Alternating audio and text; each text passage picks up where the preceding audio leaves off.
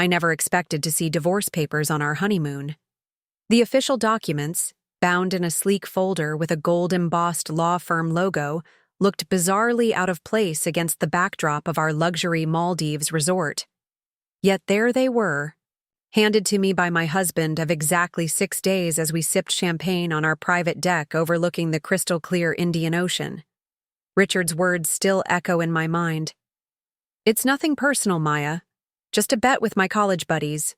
Sign these and I get 10 grand. We can stay married, of course. This is just paperwork."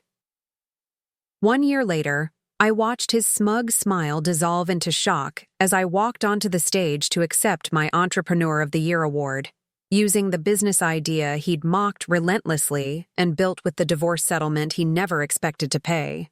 I'd love to know which corner of the globe you're watching from, and if this story speaks to you, make sure to subscribe. Tomorrow's video is one you absolutely can't miss. The sunset was perfection itself, burnt orange and deep purple streaks, reflecting off the tranquil waters surrounding our overwater bungalow. I had just emerged from the infinity pool, feeling completely at peace for the first time in months. Planning a wedding while launching a business proposal had been exhausting, but now we are here, paradise on earth with nothing but 2 weeks of luxurious relaxation ahead. Richard was lounging on a daybed, sunglasses perched on his nose despite the fading light, tapping away at his phone, something he'd promised not to do during our honeymoon. But I let it slide. After the stress of the wedding and dealing with his overbearing family, I figured we both deserve whatever made us happy. "Champagne?" I offered, pouring a glass from the bottle chilling beside us. He glanced up with that half-smile I'd fallen for 3 years ago at a mutual friend's barbecue.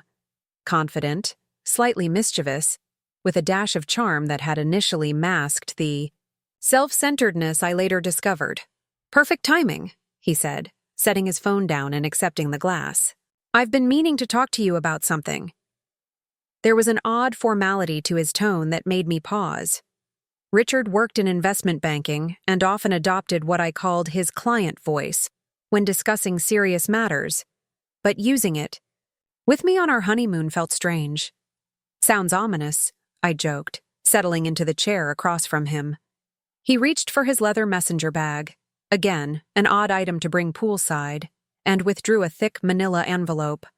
"So here's the thing," he began, his voice maintaining that professional distance. "You know how Brad, Jason, and I have our annual bet?" I nodded slowly. His college friends had a tradition of increasingly elaborate wagers that had started during their fraternity days and continued into their 30s. Usually, they were harmless if somewhat juvenile, like the time Richard had to speak exclusively in movie quotes for an entire dinner party, or when he won $5,000 by convincing Brad to shave his prized beard.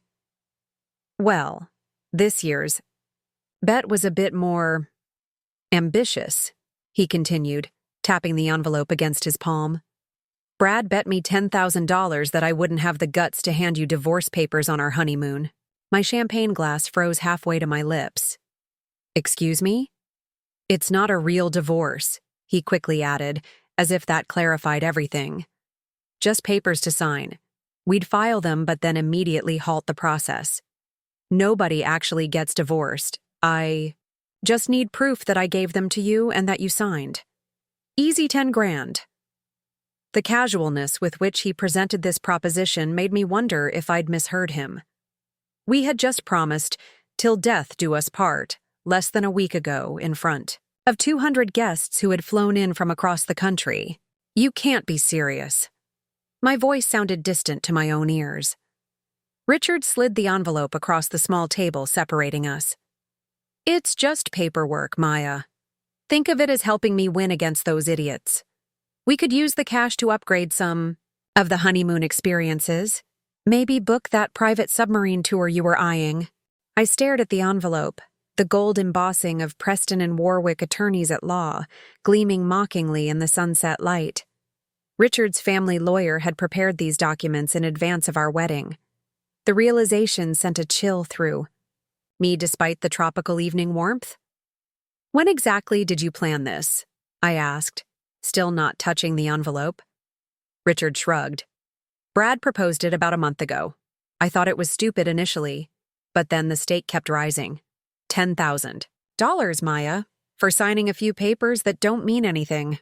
A month ago, while I was finalizing my business proposal for a sustainable fashion platform that Richard had repeatedly called a waste of time and unrealistic in today's market, he had been planning this with his friends. While I was writing my vows, promising honesty and partnership, he had been consulting with lawyers about how to technically divorce me for a bet. They do mean something, Richard. Marriage certificates and divorce papers aren't jokes or props for your entertainment. The hurt was blooming into anger now. He rolled his eyes, a gesture that had become increasingly common in our relationship whenever I didn't immediately align with his perspective. Don't be so dramatic. It's not like we're actually getting divorced. It's just to win the bet. And if I refuse? The question came out steadier than I felt. Something flickered across his face. Annoyance, maybe disappointment. Then I lose 10 grand and Brad never lets me hear the end of it. Come on, be cool about this. It's nothing. Nothing. Our marriage. Vows, the commitment we'd made, reduced to nothing in less than a week because his fragile ego couldn't stand losing a bet to his overgrown fraternity brothers. I stood, suddenly needing space. The paradise surrounding us felt artificial now, like a movie set where we were playing roles rather than living our lives. The water, the sunset, the champagne, all props in a scene that had unexpectedly veered from romance to farce. I need to think, I said, turning toward our bungalow. Richard's voice stopped me. What's there to think about? It's a simple signature. You're making this way more complicated than it needs to be. I looked back at him, taking in the man I'd married. Handsome, successful, and completely oblivious to why this request might be hurtful. In that moment, I saw our relationship with painful clarity. The times he'd dismissed my ideas, the subtle ways he'd positioned his career as important and mine as a hobby, the condescending tone when explaining things I already understood. Is this really who you are? I asked, the question emerging as barely more than a whisper. He spread his hands, exasperated. This is who I've always been, Maya. You know I don't take this traditional stuff as seriously as you do. It's just a piece of paper. Just a piece of paper. Our marriage was reduced to a transaction, a joke between friends, a way to win money.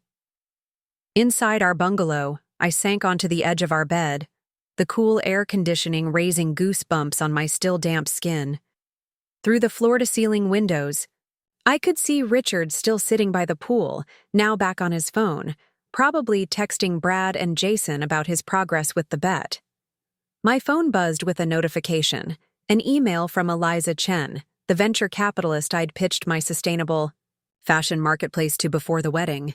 Intrigued by your concept, let's discuss after your honeymoon. The irony wasn't lost on me. While Richard was treating our marriage as disposable, someone was taking my business idea, the very one he had repeatedly dismissed, seriously. I walked to the closet and pulled out my laptop. Opening a new document, I began to list our assets, our accounts, and the apartment we'd purchased in Chicago's Gold Coast neighborhood last year. I wasn't being impulsive, I was being strategic. If Richard wanted divorce papers signed, perhaps I should consider the implications beyond his juvenile bet. A lot of love and effort went into bringing this story to life. If you're enjoying it, we'd be so grateful if you'd subscribe to our channel. Now back to where we left off. As night fell over the Maldives, I researched divorce laws and settlements, the emotional reaction gradually giving way to analytical thinking. By midnight, when Richard finally came in from an evening of drinking at the resort bar, I had a clear picture of what a divorce would actually mean financially for both of us. Still upset? He asked, his words slightly slurred as he loosened his watch. It's really not a big deal, babe. I closed my laptop and looked at him directly. Actually, I've been thinking about your proposal. He brightened immediately. Yeah? So you'll sign? I'll sign, I confirmed, watching relief wash over his features. But with one condition. Richard flopped onto the bed beside me, kicking off his shoes. Name it, as long as it's not more expensive than the bet. I want a real divorce, Richard, not your pretend one. If we're signing papers, let's make them count. His head snapped toward me, eyes suddenly more focused. What? That's insane. It's just a stupid bet. No. What's insane is asking your new wife to sign divorce papers as a joke. What's insane is not seeing how fundamentally disrespectful that request is. My voice remained calm, which seemed to unsettle him more than if I'd shouted. You can't be serious, he said, sitting up now. We just got married. And you just asked me for a divorce? Seems like the honeymoon phase ended rather quickly, doesn't it? The color drained from his face as he realized I wasn't bluffing. Maya, come on. It was a dumb idea. I'll tell Brad the bet's off. I shook my head. I think you've shown me exactly where your priorities lie. And I think maybe we both rushed into something without really knowing each other. I stood and gathered my laptop. I'll sleep in the living room tonight. As I closed the bedroom door, behind me I heard him mutter, This is completely overreacting. Perhaps it was. Or perhaps it was the first truly independent decision I'd made since meeting Richard, a man who had slowly but consistently made me feel that my ideas, my ambitions, and apparently even my feelings about our marriage were secondary to his own desires. Either way, as I settled onto the plush sofa of our luxury honeymoon suite, staring out at the moonlit ocean, I felt something unexpected. Relief. Richard and I met at a rooftop party in downtown Chicago 3 years ago. It was one of those perfect summer evenings where the skyline glows against a darkening blue canvas, and the lake breeze carries just enough coolness to make you grateful for the season. Samira, my roommate from graduate school, had dragged me there, insisting I needed to rejoin civilization after spending weeks perfecting my business school thesis. You can't build a sustainable fashion empire if you never leave the apartment, she'd said, pulling me away from my sketches and spreadsheets. I remember exactly what I was wearing that night. A vintage silk jumpsuit I'd found at a thrift store and modified with a hand-embroidered belt. 3 people had already asked where I'd bought it, and I'd handed out my newly printed business cards with Revive Runway, Sustainable Fashion with Style, embossed in emerald green. That's an interesting look, a deep voice said behind me as I leaned against the railing, admiring the Chicago River winding through the city below. I turned to find a tall man in a perfectly tailored navy suit watching me with an amused expression. His dark hair was expertly styled, and his confident stance suggested someone accustomed to commanding attention. That's an interesting opening line, I replied, taking a sip of my drink, usually preceded by either genuine curiosity or thinly veiled criticism. He laughed, the sound rich and genuine. Definitely the former. I've been watching you hand out cards all evening. You're either selling something fantastic or running for office. Neither. I'm building something. His eyebrow raised. Now I'm intrigued. That was how it started with Richard Bennett, with intrigue. He seemed genuinely fascinated by my passion for creating a marketplace that connected vintage clothing collectors with sustainable designers who could transform outdated pieces into modern fashion. He asked thoughtful questions about supply, chains and profit margins, investor strategies and marketing approaches. You've actually got something here, he said after I'd explained my concept in detail. Most of these startup ideas I hear are recycled concepts with fancy new names, but this has potential. Coming from Richard, who I quickly learned was a rising star at Coleman Investment Partners, specializing in retail acquisitions, the validation felt significant. For months, my professors and peers had responded to my business plan with polite nods and cautious encouragement. Richard's immediate recognition of its value was like oxygen to an ember. We exchanged numbers, and by the next morning, he had texted me an introduction to a friend who ran a successful online consignment platform. That thoughtfulness, that immediate action to help advance my dreams, was what first drew me to him. Richard operated in a world where things happened quickly, where opportunities were seized rather than contemplated, where connections translated directly into progress. Our first date was at Aviary, an upscale cocktail lounge where each drink arrived as a piece of performance art, smoked, frozen, or contained in vessels that required special instructions to consume. It was theatrical and impressive, much like Richard himself. "I want to show you how I see the world," he told me that night, full of experiences worth investing in. Over the following months, Richard introduced me to his world of exclusive restaurant openings, VIP concert access, and weekend trips to Lake Geneva on his friend's yacht. Coming from my middle-class background in Michigan, where my mother taught high school art and my father managed a small manufacturing plant, this lifestyle felt like stepping into a movie.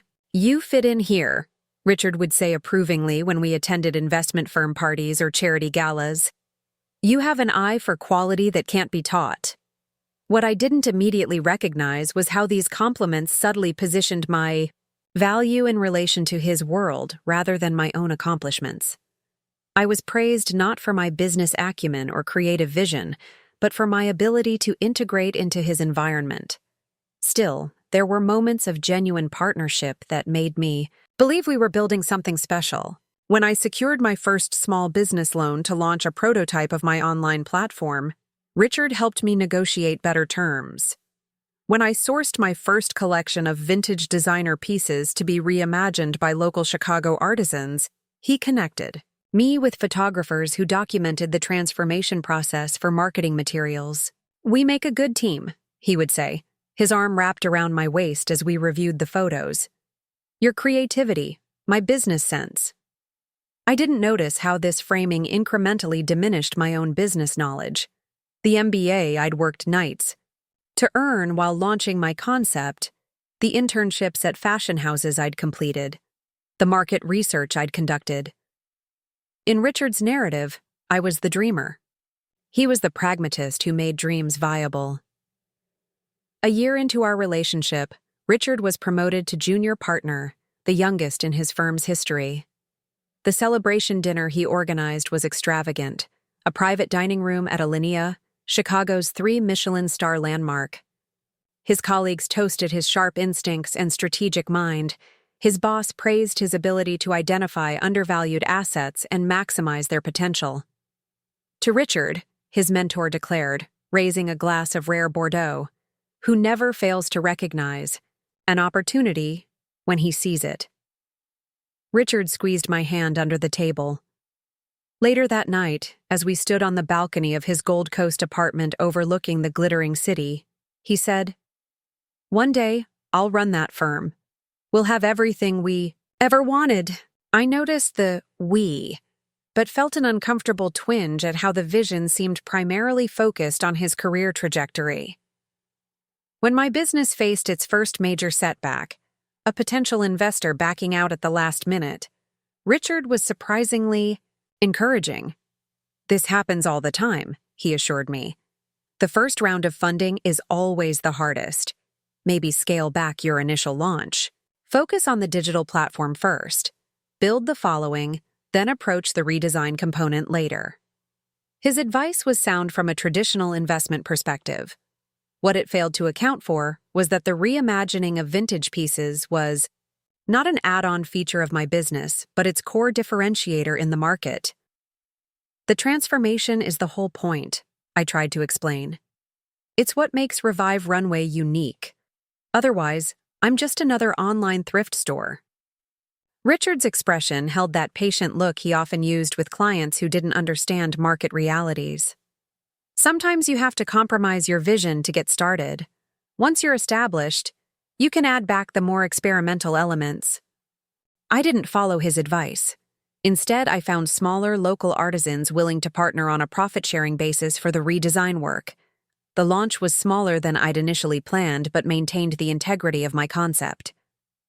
When it generated significant local press and a waiting list of customers, Richard seemed genuinely surprised. You might actually pull this off, he said, scrolling through the feature in Chicago-style magazine. The praise felt backhanded, but I chose to focus on the positive. The proposal came 18 months into our relationship, during a weekend trip to New York.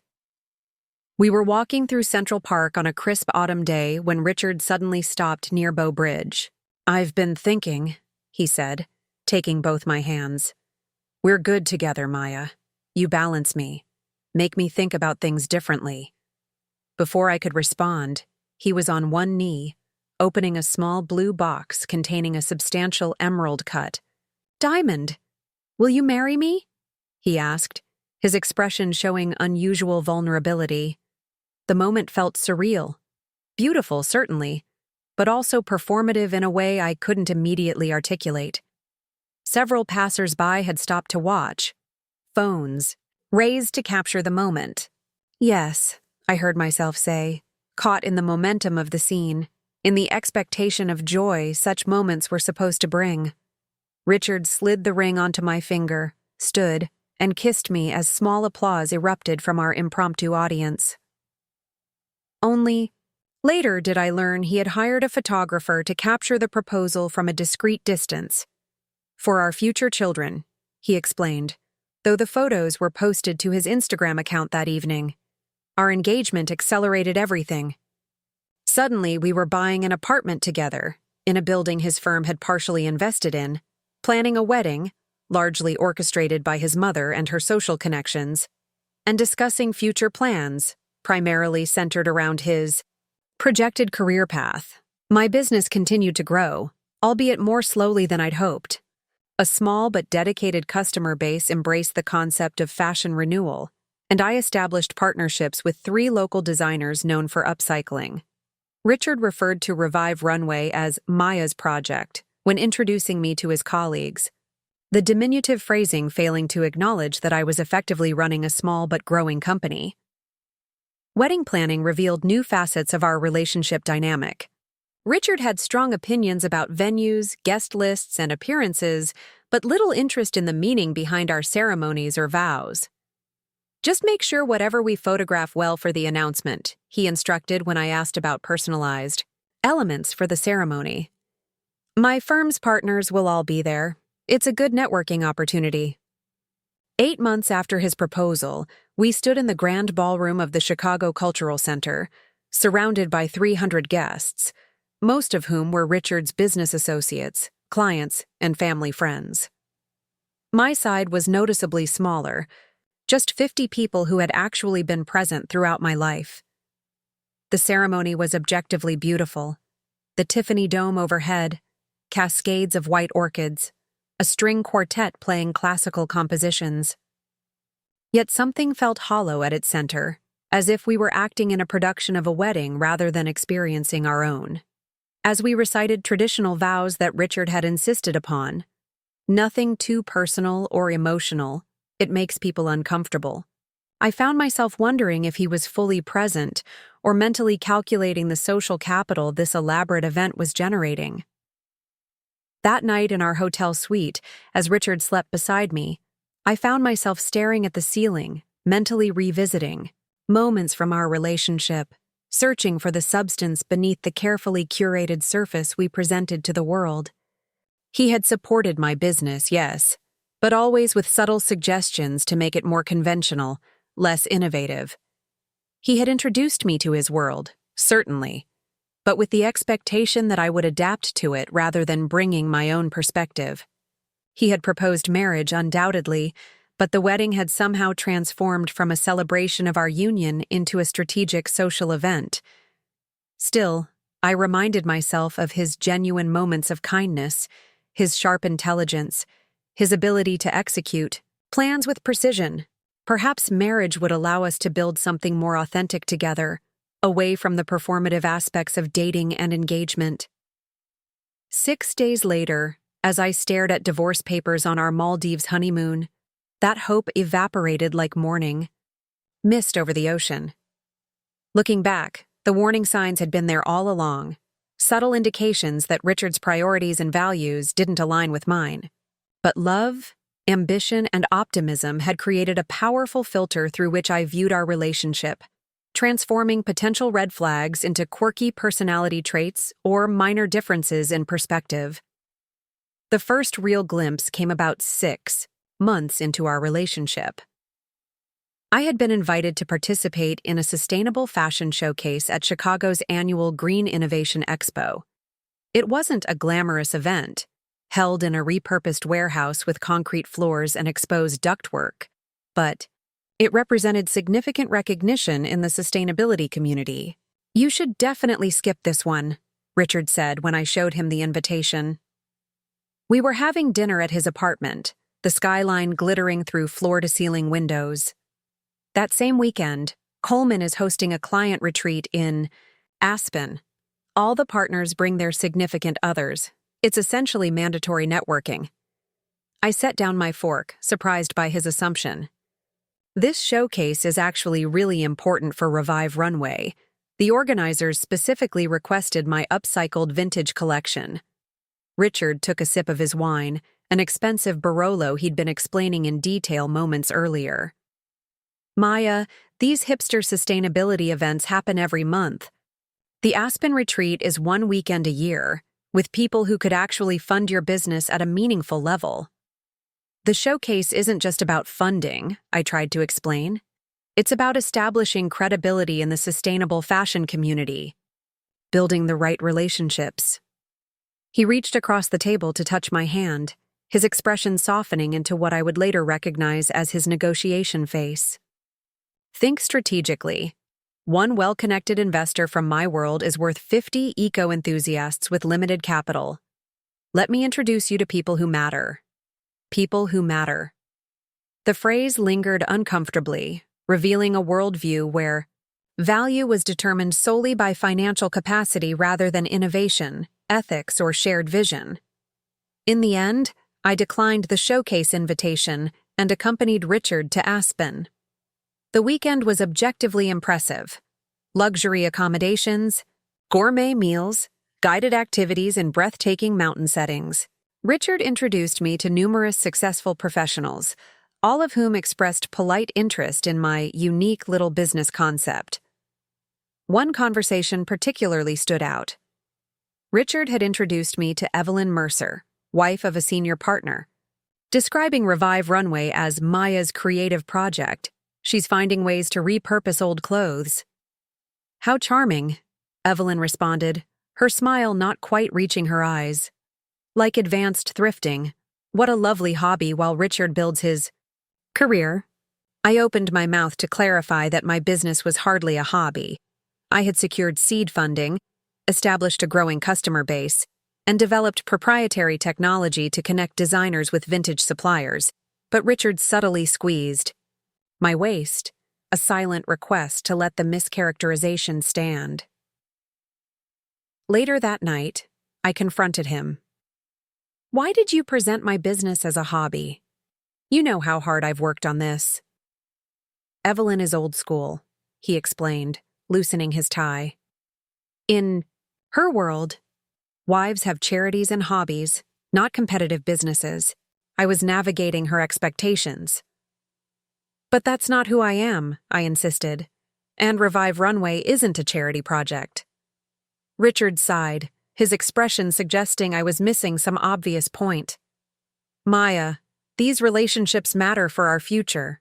Sometimes you need to meet people where they are before trying to change their perspective." While I understood the concept of strategic networking, something about how easily Richard had diminished my work felt unsettling. Still, I rationalized his approach as a necessary compromise in building our future together. The pattern continued, in subtle ways. When my business secured a feature in a major sustainability publication, Richard's congratulatory response came with a caveat. "Great press, though it would be better if it were in something more mainstream like Forbes or Business Insider. We should work on getting you that kind of coverage." His language around my accomplishments often contained this duality: surface-level celebration followed by immediate suggestions for how it could have been better, usually by aligning more closely with his values and world. Perhaps the most revealing, Incident came during our engagement, when Richard's company announced significant layoffs. A restructuring eliminated nearly 50 positions, primarily affecting support staff and junior analysts. Richard wasn't just uninvolved in this decision, he actively advocated for it. "It's unfortunate but necessary," he explained over dinner, scrolling through market responses to the announcement on his phone. The redundancies were eating into our margins. "Redundancies?" I repeated. "You mean people, right? People with families and mortgages." He looked up, mildly surprised by my tone. "It's business, Maya. The firm exists to generate profit, not provide social services. Everyone who was let go received standard severance." "Did you know any of them?" "Personally?" I asked, thinking of the administrative assistant who had always been kind when I visited Richard at the office, or the junior analyst who had just bought his first condo based on Richard's encouraging advice about the Chicago real estate market. "That's irrelevant," he replied, returning to his meal.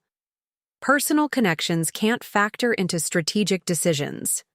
This compartmentalization, this ability to separate human impact from financial outcomes, disturbed me more than I admitted at the time. Instead of confronting the fundamental difference in our value systems, I focused on symptomatic issues. "You could at least acknowledge that these decisions affect real people," I suggested. "It's not just about numbers on a spreadsheet." Richard set down his knife and fork, adopting the patient expression he used when explaining complex concepts to clients. "Of course they're real people, Maya. But business requires emotional distance. The senior partners made the right call, and my support positions me for advancement. It's that simple."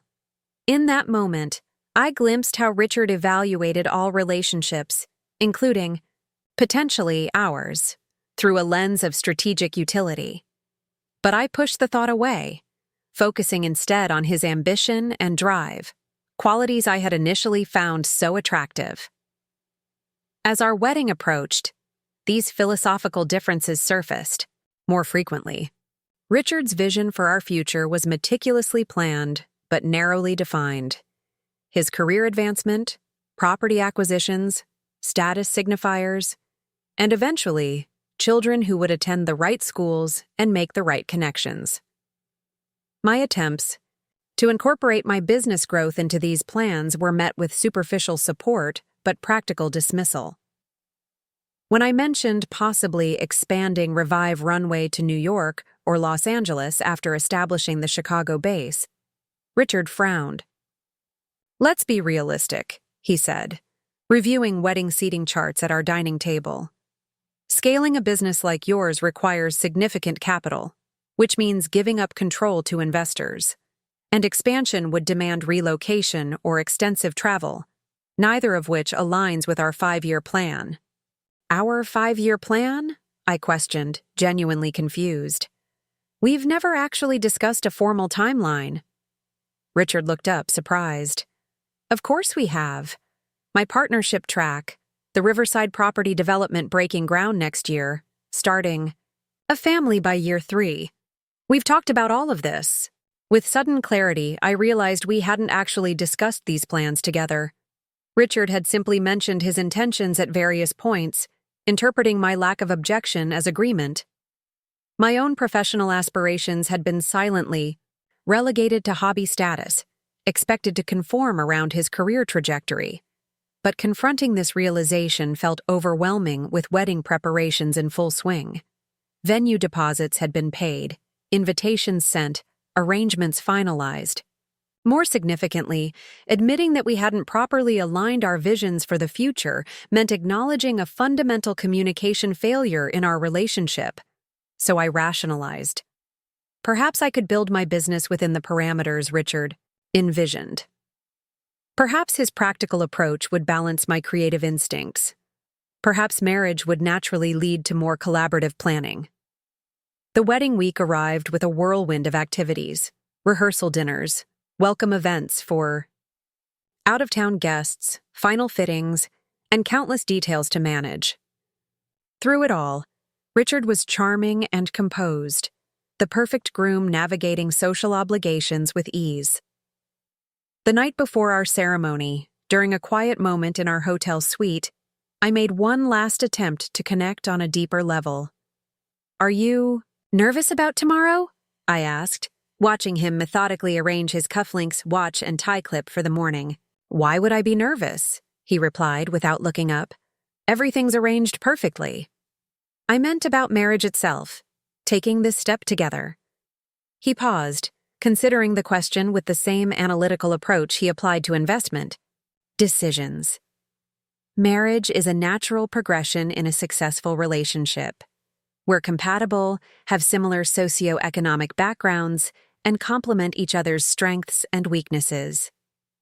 Statistically speaking, we have a high probability of success. His response was logical, reasonable, and utterly devoid of emotional vulnerability. No mention of love, commitment, or shared dreams, just a cost-benefit analysis with favorable odds. "That's very rational," I managed, unsure how to respond to what sounded more like a business merger than a declaration of devotion.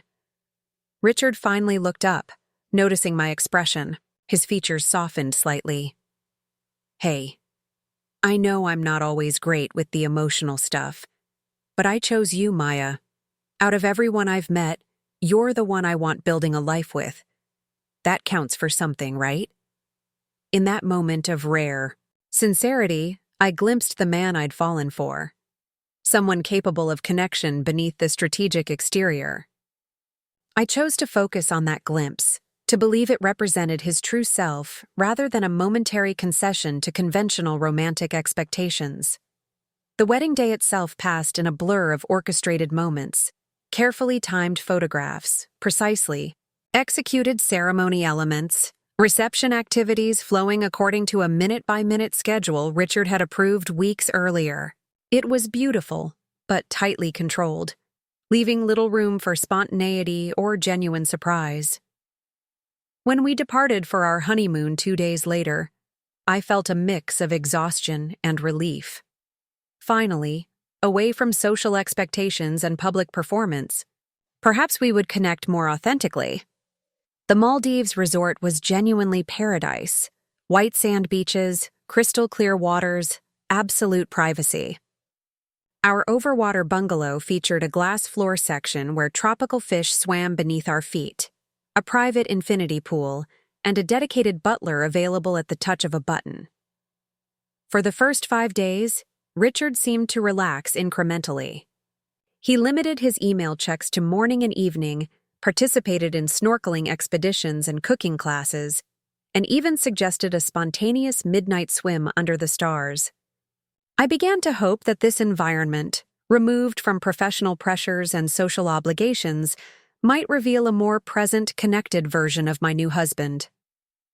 On the 6th day, as I accepted the envelope containing divorce papers by our private pool, that hope collapsed completely. The man sitting across from me, casually explaining how our marriage could be technically dissolved for a $10,000 bet while remaining intact in practice, wasn't showing an anomalous lapse in judgment. He was showing me exactly who he had always been, someone for whom commitments, even the most sacred, were ultimately transactional opportunities to be leveraged for personal advantage. Morning arrived with painful clarity in our Maldives bungalow. I'd spent most of the night on the living room sofa, drifting between fitful sleep and strategic planning. Oddly, I felt more clear-headed than I had in months. There's something about having your worst fears confirmed that cuts through the fog of doubt and self-deception. I rose early, just as the first golden light was spreading across the Indian Ocean. Richard was still asleep in the bedroom, having come to check on me around 2 a.m. with a half-hearted apology that focused primarily on how I was overreacting to a harmless prank.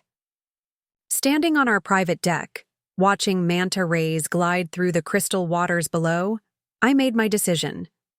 Not an emotional one, though I certainly felt enough emotion to fuel several questionable choices, but a calculated one. Richard had shown me how he valued our marriage. Now I would show him how I valued myself. I returned inside and called our butler. Good morning, Mrs. Bennet, Arif answered promptly. How may I assist you?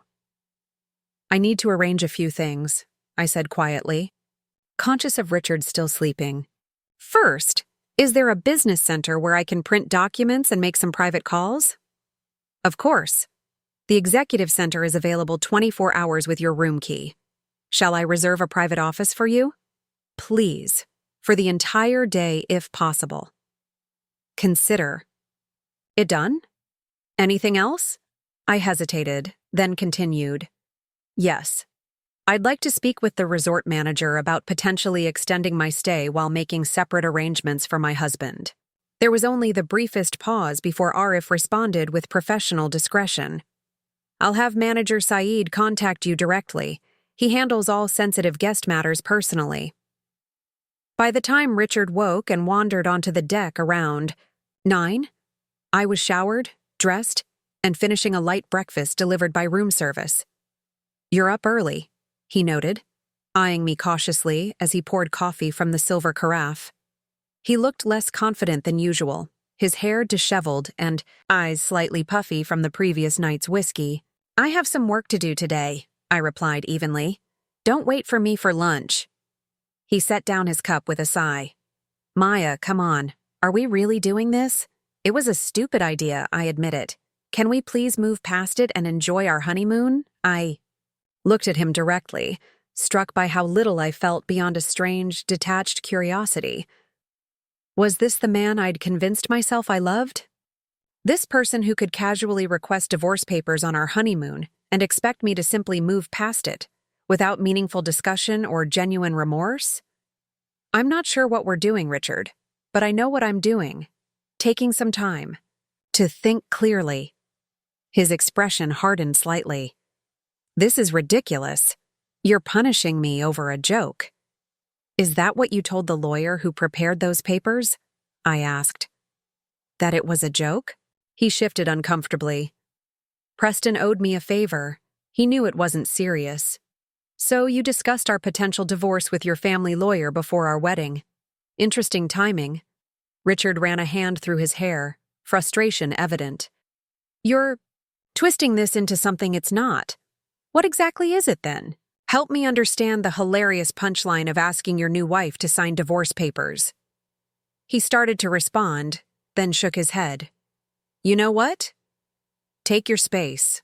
Clear your head. When you're ready to be reasonable, I'll be at the main pool.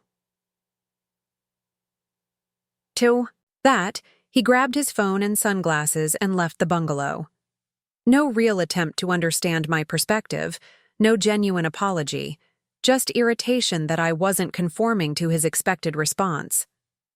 The executive business center was mercifully empty when I arrived. The resort staff had prepared a private office as requested, equipped with a computer, printer, and international phone line.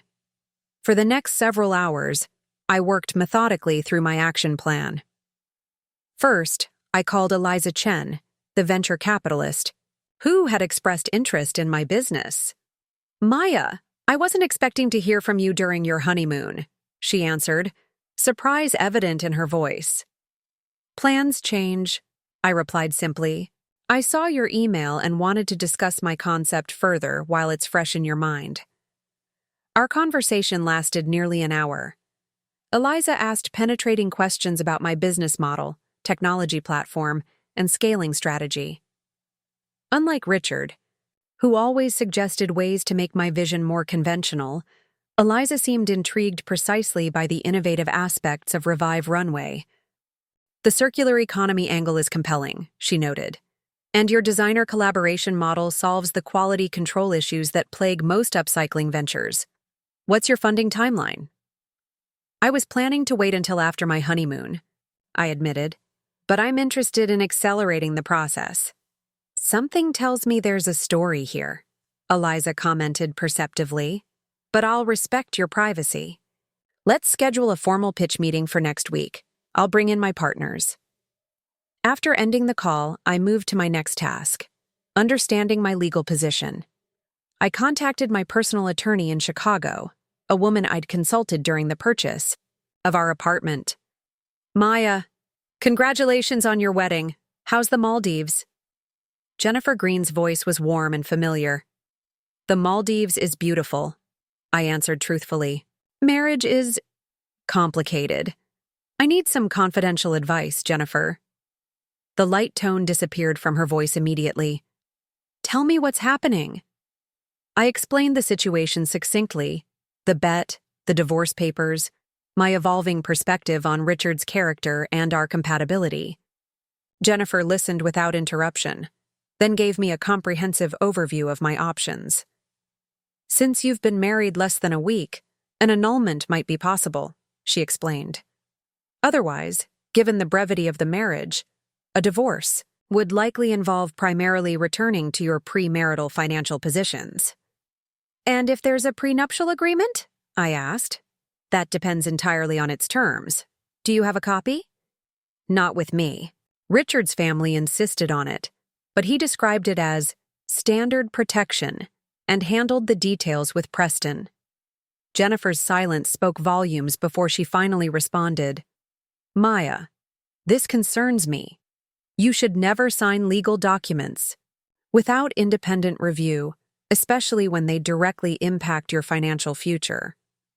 The statement landed like a physical blow. How had I, a business school graduate with clear entrepreneurial goals, allowed Richard to manage such a critical, legal matter without my full involvement? The answer was uncomfortable but obvious. I had unconsciously adopted his framing that his career and financial decisions were primary while mine were secondary. What's my next step? I asked, pushing aside self-recrimination for practical action. I'll email you a request for information form. Complete it with everything you remember about the prenup signing and your financial situation. Also, I need you to be absolutely certain about whether you want to pursue separation. These decisions have long-term implications. I understand, I assured her. I'll have the information for you today. My third call was to Samira, my closest friend, and the person who had inadvertently introduced me to Richard at that rooftop party 3 years ago. Girl, shouldn't you be having tropical sex on a private beach right now? She answered with characteristic directness. Despite everything, I laughed. That's definitely not happening. Can you talk? For the next 30 minutes, I unburdened myself. Completely, not just about the divorce papers incident, but about all the subtle ways Richard had diminished my ambitions while appearing supportive, how he had integrated me into his life plan without genuine collaboration, how the glossy surface of our relationship had masked fundamental incompatibilities in values and priorities. I'm not even surprised, Samira said when I finally paused.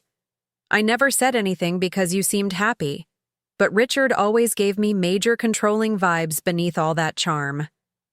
Why didn't I see it? I wondered aloud. Because he's really good at his packaging, she replied.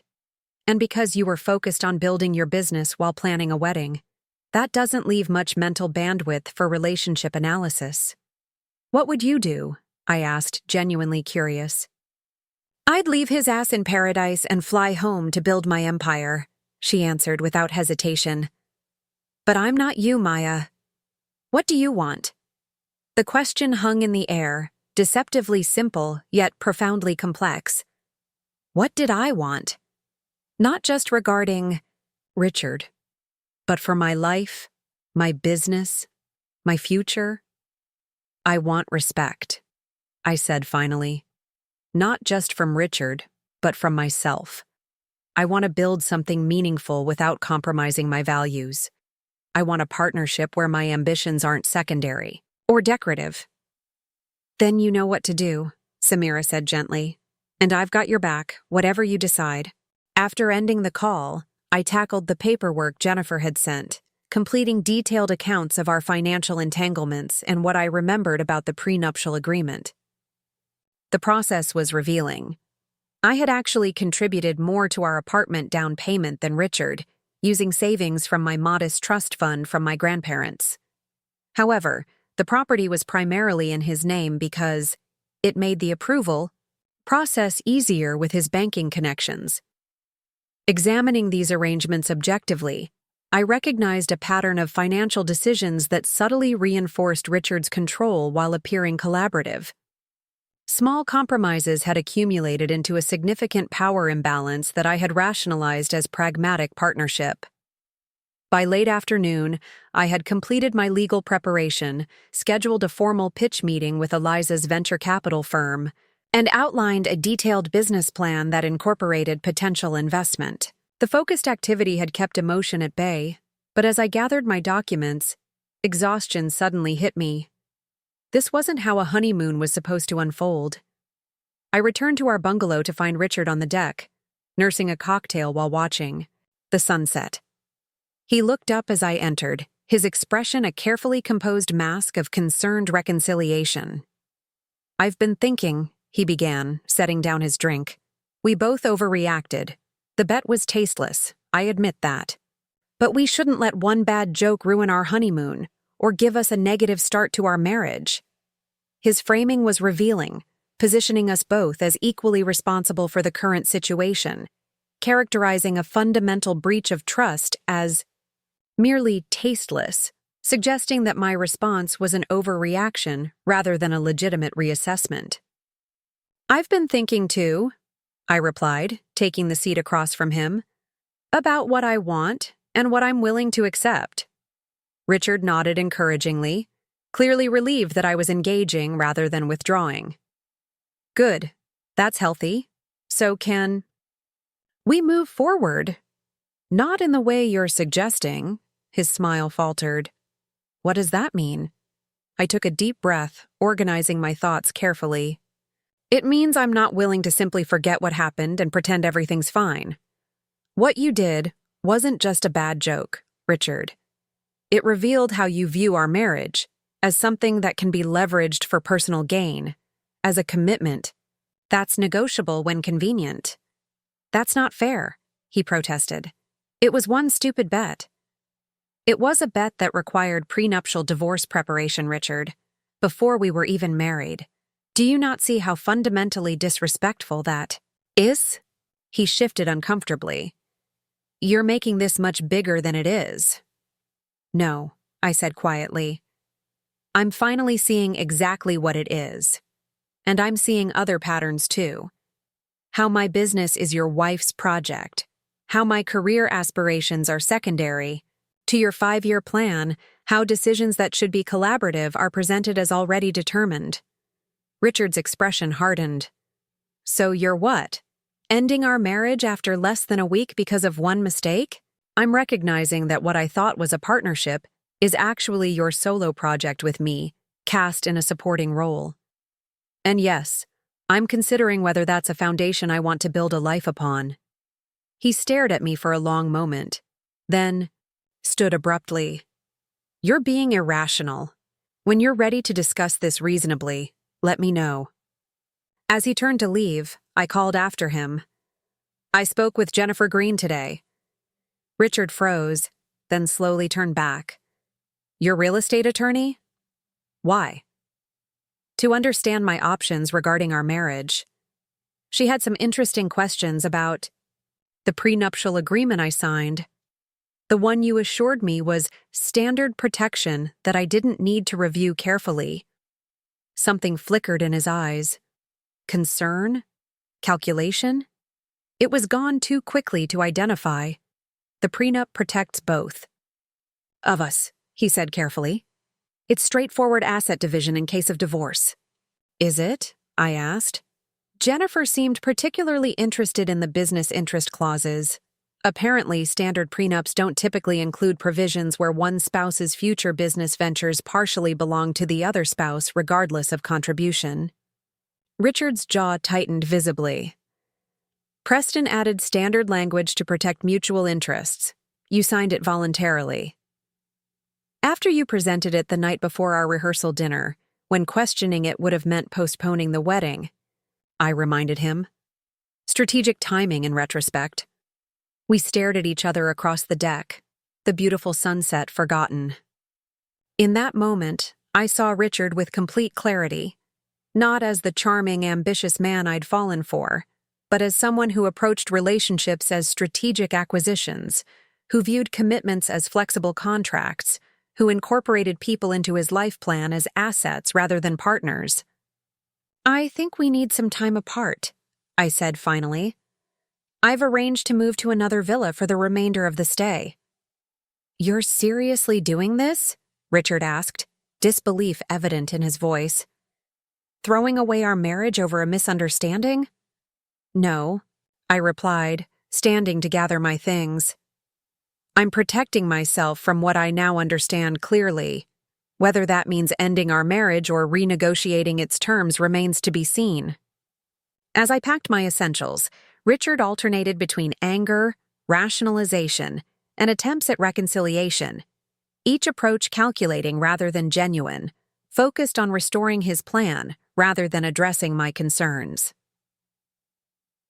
An hour later, as I settled into a beach villa on the opposite side of the island, I felt an unexpected emotion beneath the hurt and disappointment: relief.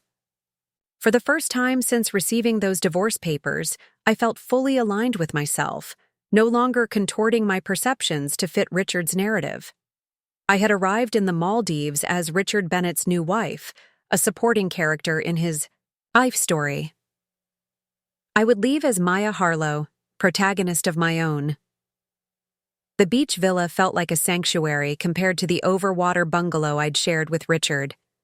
Smaller and less ostentatious, it offered something I desperately needed: privacy and space to think.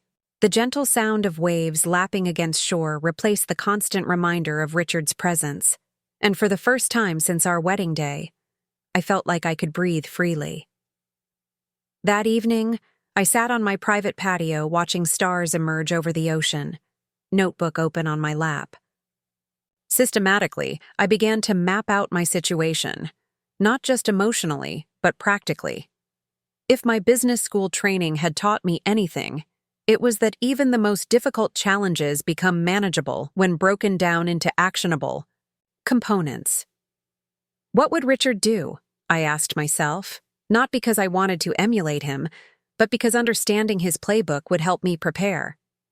In business negotiations, Richard always focused on leverage, identifying what he had that others wanted and using it strategically. He approached personal relationships the same way, I realized, which explained why he kept texting me despite my request for space. "We need to talk. This is ridiculous. The resort staff is asking questions. This is embarrassing. At least tell me. Your plan. Are you coming home with me or not?" Each message revealed his primary concerns: appearances, certainty, control. None addressed the fundamental breach of trust or showed genuine understanding of my perspective. I didn't reply. Instead, I continued my analysis, creating 3 columns in my notebook: assets, liabilities, and opportunities. Under assets, I listed my education, business concept with preliminary investor interest, personal savings, thankfully kept separate from our joint accounts, and professional connections independent of Richard. I also noted my supportive family and friends, particularly Samira, who had already offered her guest room for as long as needed. Under liabilities, I included the apartment down payment I'd contributed, potentially difficult to reclaim quickly, wedding expenses my parents had covered, and the professional relationships within Richard's network that might become complicated. Most significantly, I noted the prenuptial agreement with its potentially problematic business clauses.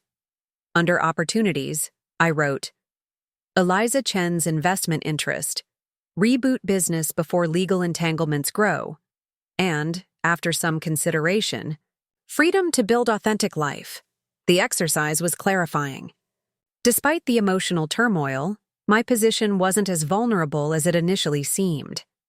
I had options, resources, and skills independent of Richard. What I needed was a strategy that would protect my interests while the relationship situation resolved itself, however that might happen. The next morning, I met with Manager Saeed, a distinguished man with a gentle manner that put me immediately at ease.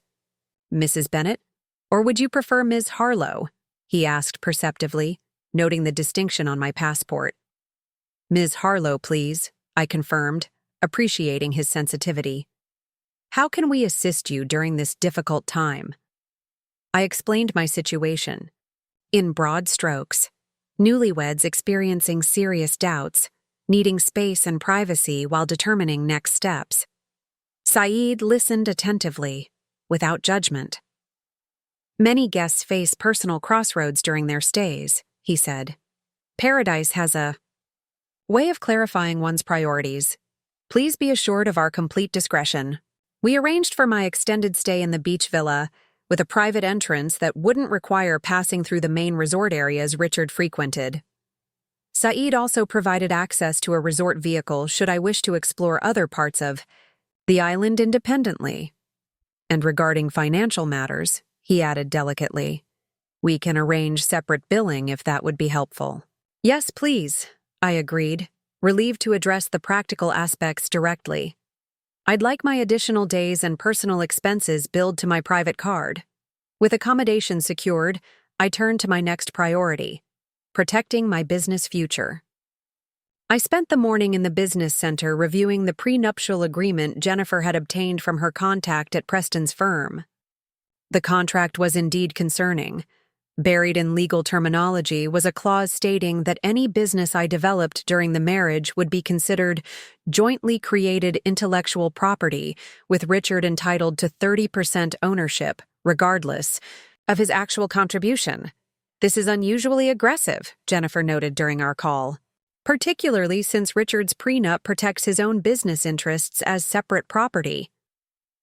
He presented it as standard protection for both of us, I reminded her, anger growing as I realized the extent of the misrepresentation. There's nothing standard about this clause, Jennifer insisted. It creates a significant claim on your future work without reciprocal protection.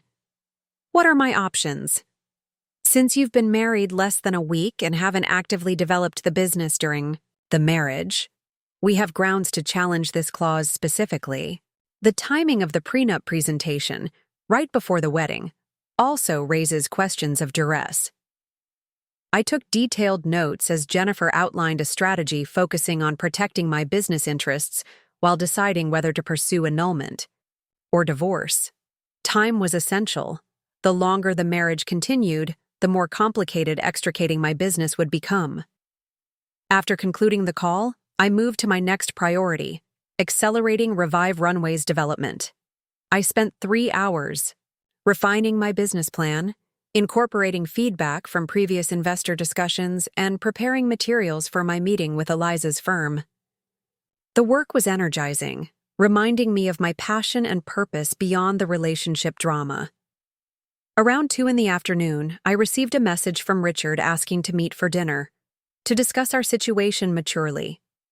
After consideration, I agreed to a public meeting at one of the resort's restaurants, rather than a private conversation that might become emotionally charged. The intervening hours gave me time to research an aspect of our situation I'd been avoiding: the legalities of Richard's bet itself. A quick consultation with an online legal service confirmed my suspicion. Wagering on matters related to marriage licenses or divorce could potentially constitute fraud, depending on the jurisdiction. While I had no intention of pursuing this angle, the information provided additional perspective on Richard's judgment. Richard was already seated when I arrived at the oceanfront restaurant that evening. He stood as I approached, his expression a carefully composed mask of concerned reasonableness. "You look well," he offered as I took my seat, a subtle implication that our separation wasn't affecting me negatively, and therefore perhaps wasn't justified. "Thank you for meeting me," I replied neutrally. "I thought a conversation might be helpful." He nodded, signaling a waiter for drinks before leaning forward. "Maya, I've been thinking about everything. I understand why you were upset about the bet. It was thoughtless and inappropriate." The apology sounded rehearsed, addressing the surface issue rather than the underlying breach of trust. Nevertheless, I acknowledged it with a nod. "I appreciate that. I've been thinking, too, about what I want and need in a marriage." Richard's expression brightened slightly. "Good. That's constructive. We can work through this together. Before we discuss that, I said carefully, I need clarity on something. The prenuptial agreement, specifically the clause regarding my future business interests. His smile faltered momentarily before returning. Standard protection for both parties. Preston recommended it. Interesting, because Jennifer Green consulted with 3 family law attorneys who all described it as unusually aggressive and one-sided. Richard took a careful sip of his water. Jennifer isn't experienced with high net worth agreements. Different standards apply. Different standards of disclosure and fairness? I asked pointedly. Different standards of protection, he countered smoothly. Look, the prenup isn't relevant. Unless we're discussing divorce, which isn't what I want. I want us to move forward together, put this unfortunate incident behind us. The conversation continued in this vein through dinner, Richard presenting reasonable-sounding arguments that sidestepped the fundamental issues, positioning himself as the mature party seeking reconciliation while subtly framing my concerns as overreactions. 3 days ago, his approach might have worked. But now, seeing the strategy behind his words, I remained unmoved. Each deflection, each reframing confirmed that Richard wasn't genuinely engaging with my perspective, but attempting to manage my response to restore his preferred narrative. What exactly do you want, Maya? He finally asked, frustration edging into his voice as his tactics failed to produce the desired result. I want time and space to evaluate what I've learned about our relationship, I answered honestly. And I want to protect my interests while doing so. Your interests, he repeated flatly. You mean your business? Among other things, yes. My business represents years of work and my professional future. Richard's expression hardened slightly. The prenup is standard legal protection.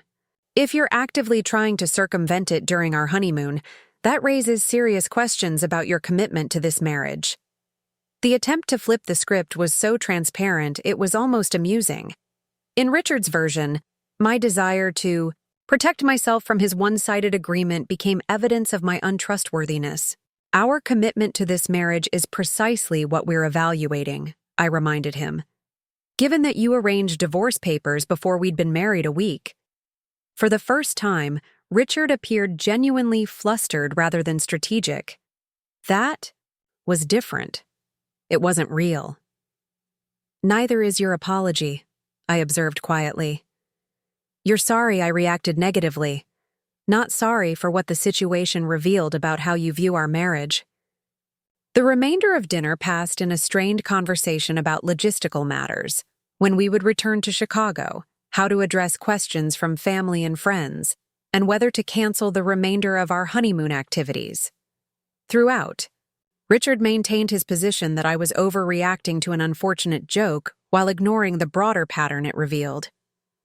As we parted outside the restaurant, Richard made one final attempt at reconciliation, taking my hand and adopting his most sincere expression. Maya, we can work through this. We're good together, everyone says so. Don't throw away what we've built over one mistake.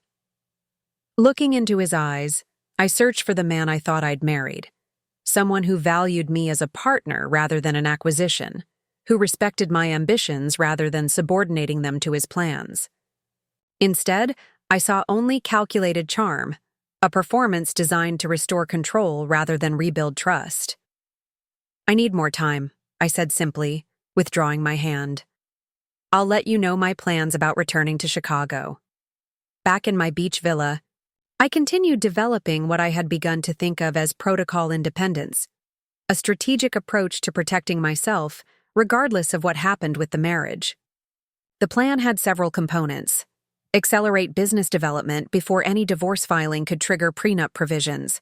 Secure independent legal representation, specializing in both family and business law. Document the chronology of our relationship, with particular focus on when certain decisions had been made. Establish financial independence by separating accounts and credit. Create a communication strategy for family, friends, and professional contacts. Over the next 2 days, I focused on implementation. Jennifer connected me with Margot Kennedy, a formidable attorney who specialized in complex divorces involving business interests.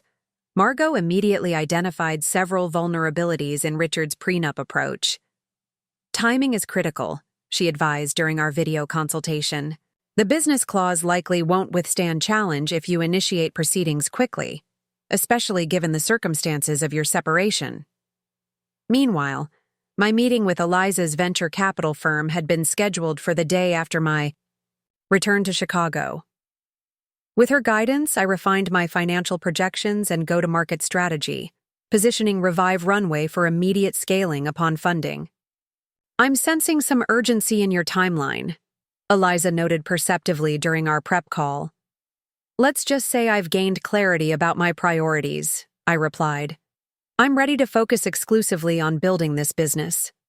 By the 5th day of our separation, Richard's attempts at contact had evolved from reconciliatory to increasingly frustrated.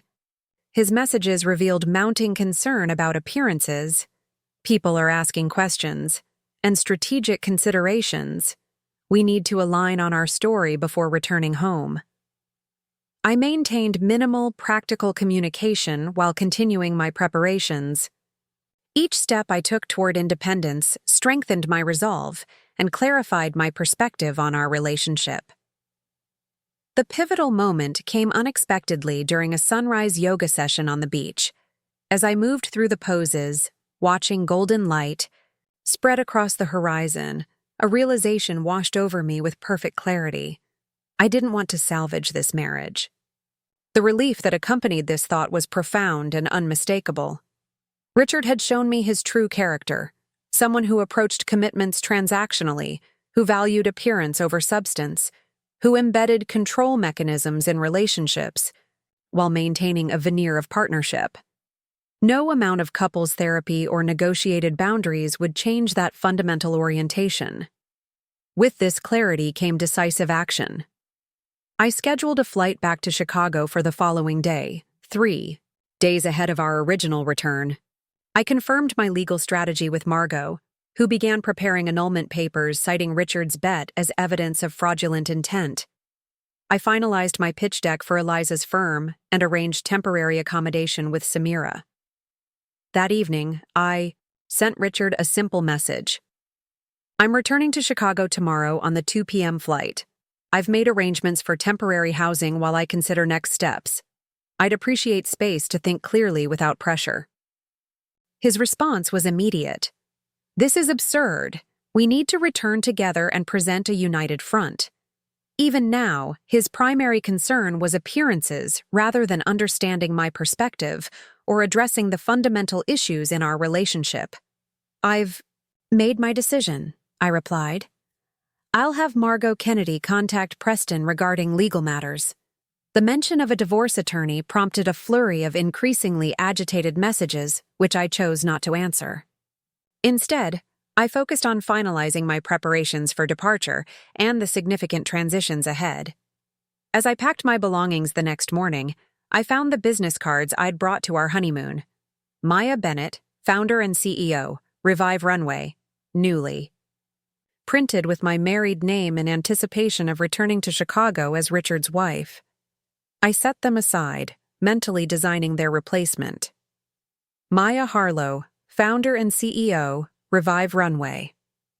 Not just a return to my maiden name, but a reclamation of my independent identity and vision, the person I'd been before allowing myself to become a supporting character in Richard's narrative.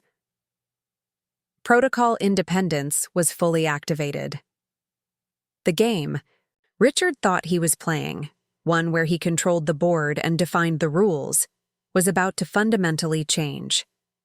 The flight from the Maldives to Chicago via Dubai felt like crossing more than just physical distance. Each mile carried me further from the person I'd been as Richard's wife and closer to the independent identity I was reclaiming. Surrounded by honeymooning couples and vacationing families in the first-class cabin, I focused on my laptop, refining business projections and strategizing next steps. During the layover in Dubai, I received a message from Richard. "Checked with Preston. The prenup is ironclad. Hope your hasty decisions don't impact your little fashion project. The condescension, particularly the diminutive reference to my business, was so characteristic that it strengthened my resolve rather than weakening it. Richard consistently revealed his true perspective in moments of frustration, when the calculated charm fell away. I didn't respond. Instead, I forwarded the message to Margot, who replied promptly. Typical intimidation tactic. Preston knows the business clause is vulnerable, especially given the timing. Stay the course. As the massive Emirates aircraft took off for the 14-hour flight to Chicago, I found myself mentally revisiting key moments in my relationship with Richard. Not with nostalgia, but with newfound clarity, identifying patterns I'd previously rationalized or overlooked. One memory particularly stood out. 6 months into our relationship, when Richard had first introduced me to his parents at their Lake Forest estate. The sprawling property, with its manicured gardens and private tennis court, embodied old Chicago money, conservative, established, and conscious of appearances. Remember, my father values directness, Richard had coached before we arrived. Keep business talk minimal. He finds entrepreneurial women somewhat off-putting. Mother will ask about your family background. Emphasize your grandfather's banking career, not your mother's teaching. At the time, I'd viewed his guidance as helpful insider information, Richard helping me navigate his family's expectations. Now I recognized it as the first instance of him reshaping me to fit his world, subtly suggesting that aspects of my identity and ambitions were liabilities to be minimized rather than authentic elements to be embraced. During that dinner, Richard's father had indeed asked about my professional aspirations. Maya has an interesting concept for fashion recycling, Richard had answered before I could speak. Though she's quite talented in design and could easily work for an established house. Sensible, his father had nodded approvingly. Starting businesses is risky business. Better to build experience and connections first. Later, when I'd expressed frustration at Richard's characterization of my business, he'd seemed genuinely confused. I was helping you make the right impression, he'd explained. Dad respects traditional career paths. Your concept is interesting but sounds experimental to someone like him. I was positioning you advantageously. Another memory surfaced from our first anniversary. Richard had given me an expensive watch, elegant but considerably more conservative than my usual style. When I gently mentioned that it didn't quite match my aesthetic, his response had been revealing.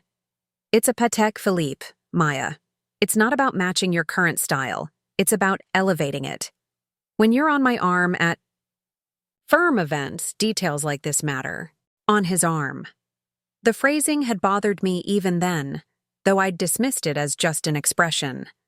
Now I recognized it as a genuine reflection of how Richard viewed my role, an accessory to his professional image, a component of his carefully constructed success narrative. The pattern continued through countless smaller moments, Richard subtly directing conversations at social gatherings, ensuring I emphasized connections to his world while minimizing aspects of my background that didn't align with his preferred image. Richard helping with my business by consistently steering it toward conventional approaches and away from the innovative elements that excited me. Richard managing our wedding planning with primary focus on impressing his professional network, rather than creating a meaningful ceremony.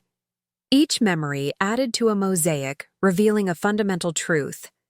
Richard hadn't fallen in love with me, but with a potential version of me, one that perfectly complemented his life plan without challenging his centrality or control. The realization wasn't entirely painful. There was something clarifying about finally seeing the relationship accurately, about no longer trying to reconcile contradictory evidence into a cohesive love story. As the plane began its descent into Chicago, I received another message from Richard. His tone shifted from intimidation to reconciliation.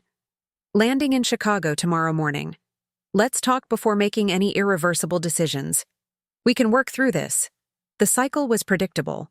Pressure, then threats, then appeals. To reason.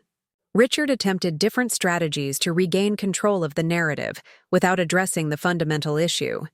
His view of our marriage as a strategic acquisition rather than a partnership of equals. Samira was waiting at O'Hare's International. Arrivals, her familiar face a welcome sight after the emotional turbulence of the past week. "Honeymoon from hell, huh?" she said, pulling me into a tight hug. "You could say that," I agreed, suddenly exhausted now that I'd reached this first safe harbor. "Well, Casa Samira awaits, complete with emergency breakup supplies, ice cream, wine, and absolutely zero judgment." I laughed despite everything. "You're the best. But I'll need to jump into work mode pretty quickly. My meeting with Eliza's firm is tomorrow." "I know," she said, linking her arm through mine as we headed toward baggage claim. "That's why I've already set up the guest room. As a temporary office, desk, printer, high-speed internet, and noise-canceling headphones for when my neighbor decides 2 a.m. is the perfect time to practice his drums." Samira's apartment in Wicker Park was exactly what I needed. Comfortable, unpretentious, and completely separate from the world Richard and I had shared. After a quick shower and change of clothes, I settled at the desk she'd prepared and began organizing evidence for my meeting with Margot the following morning. The task required methodical documentation of how Richard had misrepresented the prenuptial agreement and its implications, particularly regarding my business interests. I created a timeline of events leading to the signing, noting specifically, Richard had introduced the prenup just 4 days before the wedding, after major deposits had been paid and guests had already begun arriving from out of town. He had explicitly described it as standard protection that every couple with independent asset signs, and discouraged me from seeking separate legal review as unnecessarily adversarial. The specific business clause had been buried on page 17 of a 32-page document, using technical legal language that obscured its practical implications. Richard had created artificial time pressure by claiming Preston needed the signed document immediately to file with necessary authorities before the ceremony. Looking at these points objectively, I was shocked at my own naivety.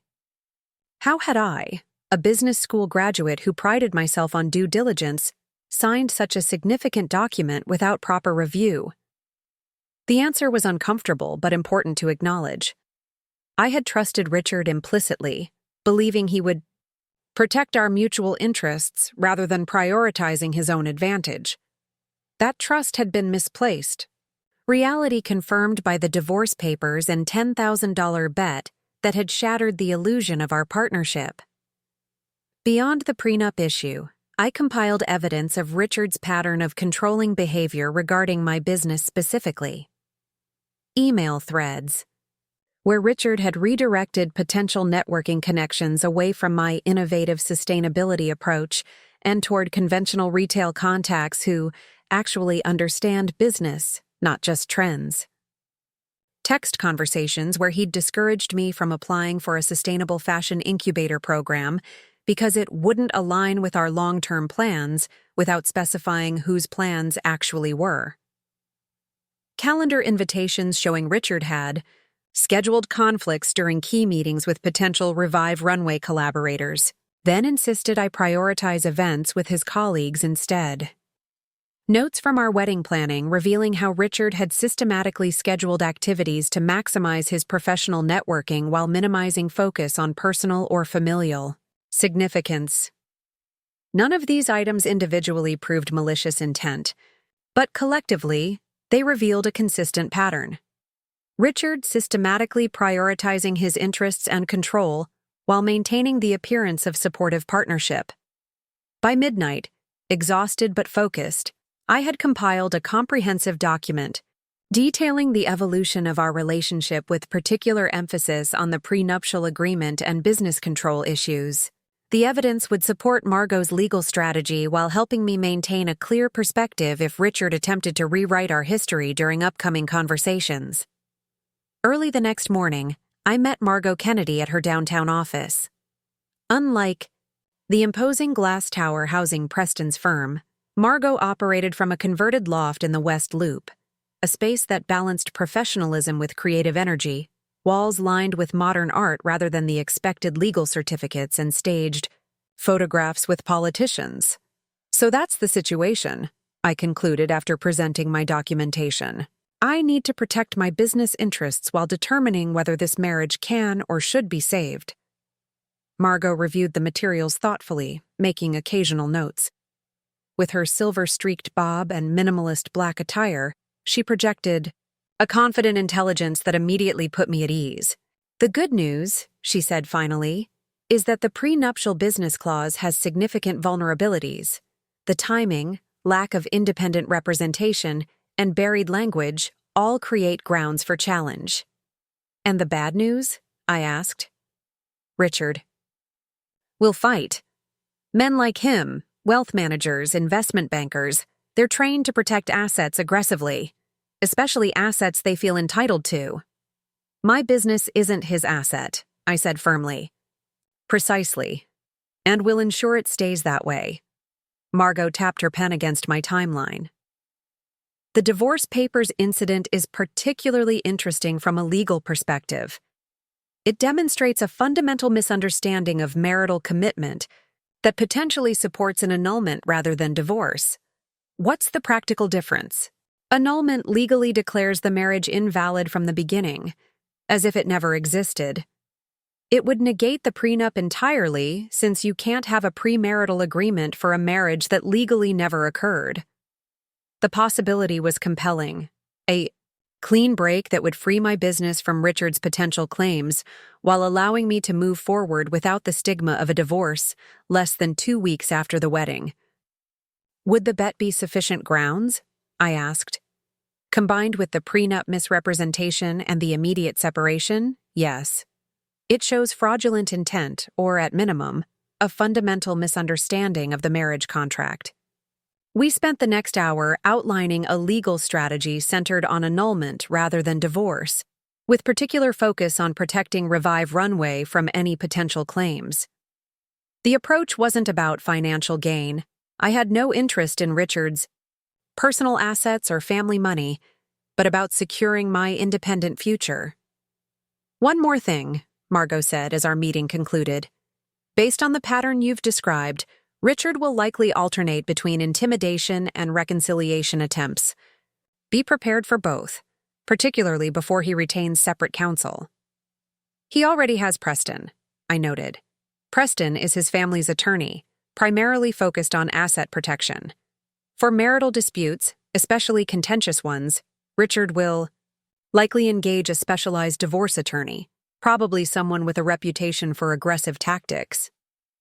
The prediction proved accurate almost immediately. As I left Margot's office, I received a call from Richard, who had landed in Chicago that morning. Maya, we need to talk, he began without a preamble. This has gone far enough.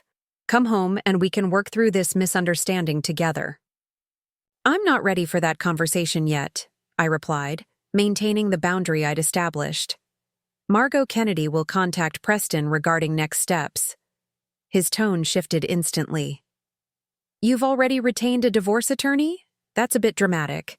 Don't you think? It was a stupid bet that meant nothing. It meant something to me, Richard, as did discovering the actual terms of the prenup I signed. A telling pause followed before he responded, voice tightly controlled. The prenup is standard protection for both of us. If your attorney is suggesting otherwise, you're getting poor advice. We can discuss this through proper channels, I said, ending the conversation before it could escalate further. By the time I reached Eliza Chen's office for my afternoon meeting, I had received 6 more messages from Richard, oscillating between conciliatory appeals and thinly veiled threats, exactly as Margot had predicted. I silenced my phone, determined to focus completely on the business opportunity ahead. Eliza greeted me warmly in the reception area of Impact Ventures, her firm's stylish River North offices reflecting their focus on innovative, forward-thinking investments.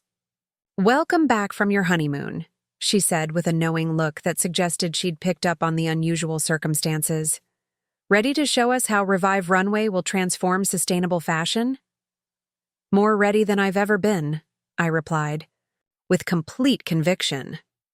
For the next 90 minutes, I presented my business model, technology platform, designer collaboration strategy, and scaling approach to Eliza and her 3 partners. Their questions were challenging but constructive, focused on how to enhance rather than fundamentally alter my vision, a refreshing contrast to Richard's persistent attempts to conventionalize my concept. As the meeting concluded, Eliza walked me to the elevator, her expression thoughtful. Your passion and preparation are impressive, Maya, particularly given what I suspect has been a challenging personal situation. I appreciated her tactful approach. Let's just say I've gained clarity about my priorities. She nodded understandingly. We'll have a decision for you within 48 hours. But between us, I'm your advocate in tomorrow's partner meeting.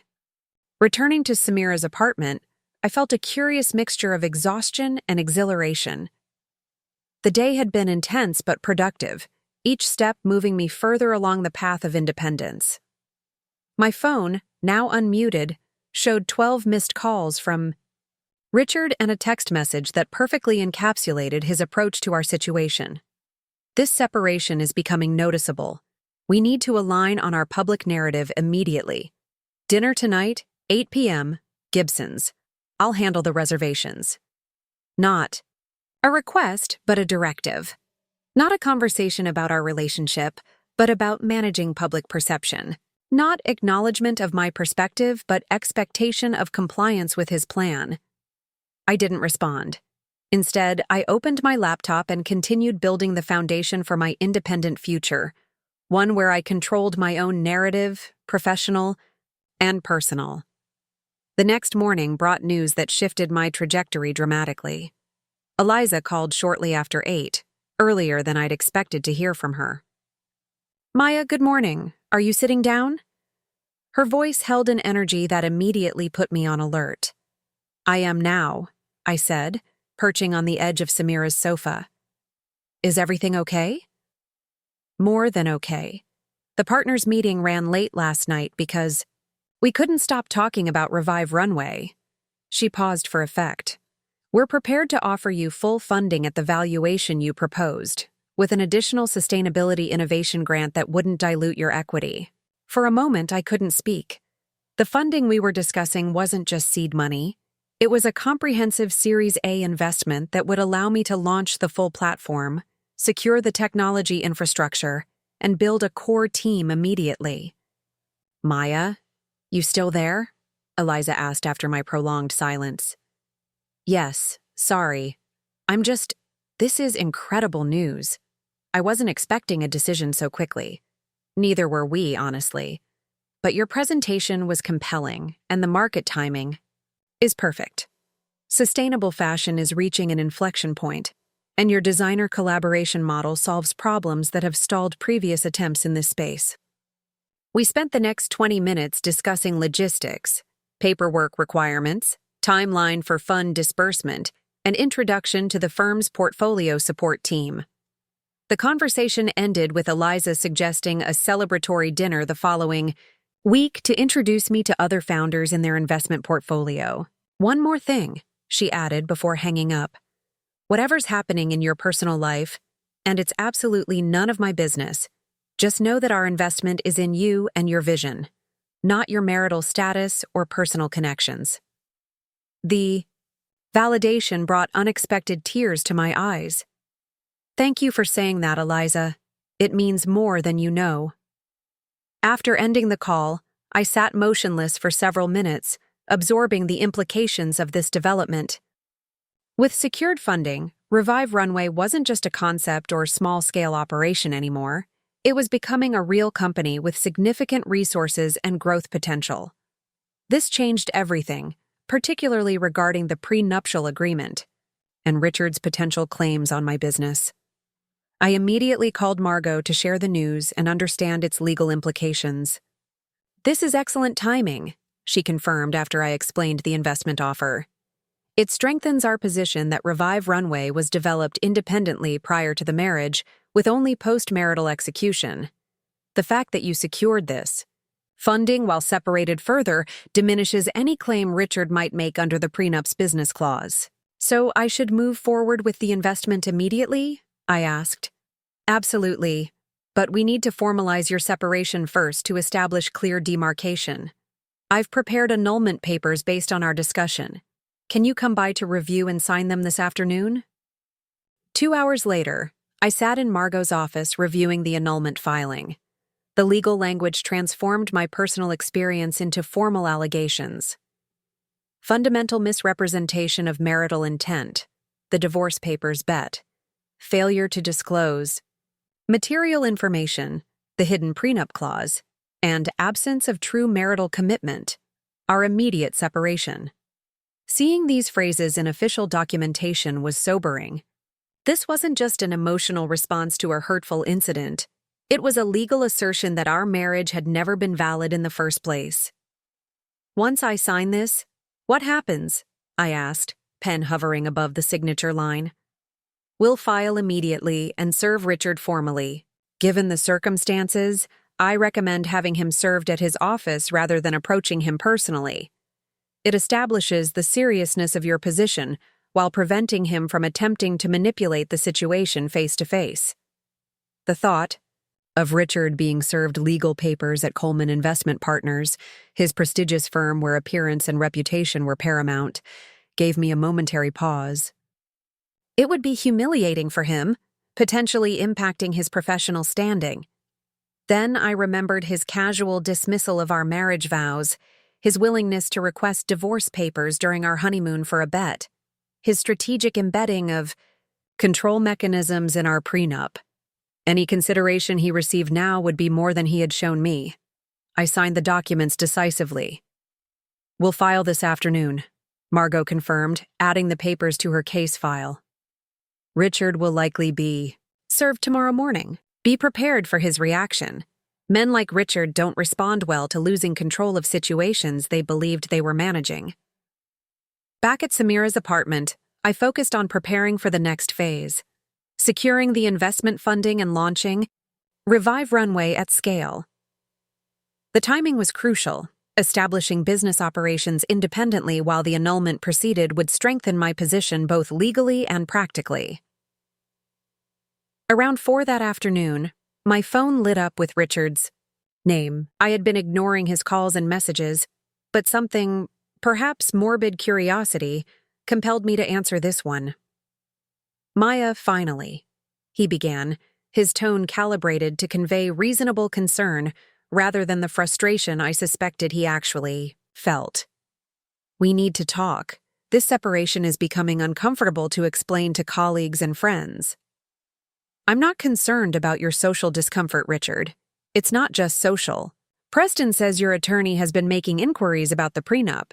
That's unnecessarily adversarial when we should be working through this privately. The practiced reasonableness in his voice was so familiar, the tone he used when guiding clients toward his preferred outcome while making them believe it was their idea. There's nothing private about a bet with your friends that involved preparing divorce papers before our wedding, I responded, keeping my voice level. Richard sighed dramatically. Are we still on that? I've apologized repeatedly for a momentary lapse in judgment. This disproportionate reaction is becoming embarrassing for both of us. Actually, I'm not embarrassed. I'm seeing things clearly for the first time. What does that mean? His tone sharpened slightly. It means I've recognized patterns I previously ignored. How you've positioned my business as secondary to your career. How you misrepresented the prenup's implications. How you approach our relationship as something to manage rather than experience, authentically. A telling silence followed before Richard responded, his voice now carefully controlled. This sounds like your attorney talking, not you. Let's discuss this face-to-face like adults. Dinner tonight, Gibson's, 8 o'clock. Again, not a request, but a directive, assuming my compliance with his plan. The consistency of his approach was almost impressive. Even now, he couldn't conceive of a scenario where he wasn't directing the situation. I'm not available tonight, I replied simply. And Richard? You might want to be in your office tomorrow morning. You'll be receiving some documents that require your attention. Before he could respond, I ended the call, heart pounding despite my outward composure. It was the first time I had directly challenged Richard's control, refusing his attempt to manage our interaction on his terms. The liberation in that simple act was profound. Within minutes, my phone began buzzing with text messages. What documents? This is ridiculous. Are you filing for divorce? Over a joke? Maya, be reasonable. We need to talk before involving lawyers further. This will impact both our reputations. Think about your business. The last message was particularly revealing, appealing to potential reputation damage while subtly threatening my business prospects. Richard consistently reverted to leverage and control when charm and reason failed, to produce his desired outcome. I didn't respond to any of the messages.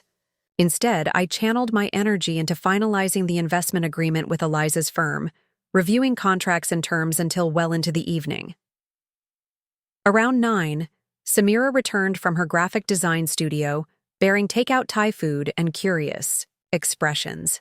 So, your husband has been blowing up my phone for the past hour, she announced, setting down the food containers.